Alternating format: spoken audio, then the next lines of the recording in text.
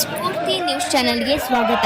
ಹುಬ್ಬಳ್ಳಿಯ ವಿದ್ಯಾರ್ಥಿನಿ ನೇಹಾ ಹಿರೇಮಠ್ ಹತ್ಯೆಯನ್ನು ಖಂಡಿಸಿ ಗಂಗಾವತಿಯಲ್ಲಿ ಸಾರ್ವಜನಿಕ ಹಿತರಕ್ಷಣಾ ವೇದಿಕೆ ಹಾಗೂ ಹಿಂದೂಪರ ಸಂಘಟನೆಗಳ ಒಕ್ಕೂಟಗಳ ಸಂಯುಕ್ತ ಆಶ್ರಯದಲ್ಲಿ ಬುಧವಾರ ಗಂಗಾವತಿಯಲ್ಲಿ ಸಿಬಿಎಸ್ ಗಂಜ್ ಚನ್ನಬಸವ ಸ್ವಾಮಿ ದೇವಸ್ಥಾನದಿಂದ ಗಾಂಧಿ ವೃತ್ತದವರೆಗೆ ಬೃಹತ್ ಪ್ರತಿಭಟನಾ ಮೆರವಣಿಗೆ ನಡೆಸಲಾಯಿತು.